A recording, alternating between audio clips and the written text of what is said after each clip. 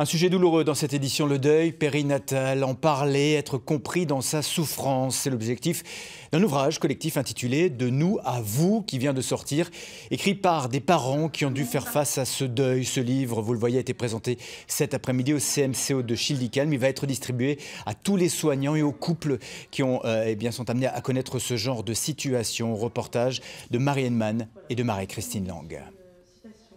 Des photos, des dessins accrochés partout sur les murs, la maison de Flora est pleine de vie.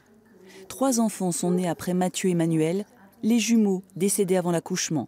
C'était il y a 12 ans. On en a déjà entendu parler, des gens qui ont perdu des bébés, mais ça arrive qu'aux autres. Du coup, quand ça nous arrive, on a l'impression d'être seul au monde. Et grâce justement au groupe de parole, on arrive là-bas et on se dit oh, en fait, on n'est pas seul au monde. Flora a fait un album pour raconter cette première grossesse, ses joies, sa détresse. Mais pour sortir de l'isolement et de sa souffrance, c'est le groupe de parole qui l'a aidée, elle et son mari. Initié il y a 15 ans par une psychologue et la sage-femme cadre de santé du CHU, ce groupe de parents endeuillés se réunit tous les 3 mois. Les mamans comme les papas s'expriment très librement. La façon de se mettre en retrait pour le papa, c'est une façon un petit peu de protéger son chagrin à lui. Parce qu'il ne se sent pas, peut-être le droit de le mettre devant celui de la maman. On évolue d'une certaine manière, mais on n'oublie pas, ça c'est sûr. Donc encore aujourd'hui, c'est quelque chose qui est ancré, c'est quelque chose qui reste et malheureusement il faut vivre avec. Donc c'est pas facile d'en parler, même si ça fait 10 ans. L'émotion est toujours présente, malgré le chemin parcouru. Tous ont eu d'autres enfants. Alors, pour raconter leur cheminement, ils ont écrit cet ouvrage commun à destination d'autres parents, du personnel soignant, mais aussi des proches, qui souvent de maladresse en incompréhension, ont rajouté des blessures. J'ai eu énormément de retours, notamment d'une de mes sœurs qui m'a dit « Maintenant, je t'ai enfin compris ». Alors que pourtant, j'avais la sensation d'avoir déjà tout dit. Je peux apporter mon expérience aux gens qui arrivent complètement désœuvrés et qui peuvent voir à travers les histoires des anciens qu'on peut s'en sortir et avancer, se reconstruire et avoir d'autres enfants. De nous à vous raconte tout, sans tabou.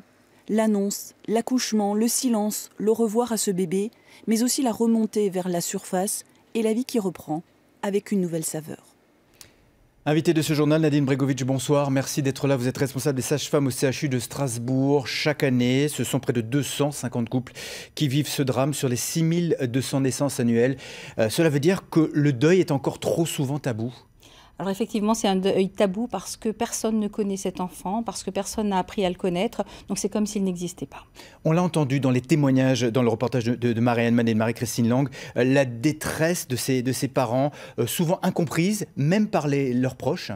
Alors effectivement, ils entendent très souvent « tu es jeune, t'en feras un autre », comme si ce bébé n'existait pas à part entière, alors que pour les parents, il existe. C'est la grande difficulté. Parce que la langue française est mal faite, on est veuve, veuf, orphelin, mais quand on perd son enfant, même un bébé, il n'y a pas de mot pour qualifier cette douleur. Il n'y a aucun mot, effectivement. Nous, on appelle ça des parents endeuillés, mais il n'y a pas de mot spécifique. Que va apporter ce livre qui est ici à ces parents?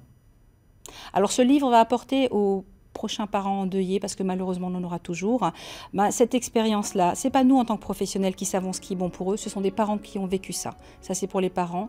Et pour les soignants, c'est quelque chose de fondamental, parce que ce n'est pas facile pour un soignant de rentrer dans une chambre d'une maman qui a perdu un enfant, et on espère pouvoir essaimer ça dans d'autres maternités et apporter notre expertise. Oui, justement, dans d'autres maternités, parce que c'est unique cette initiative.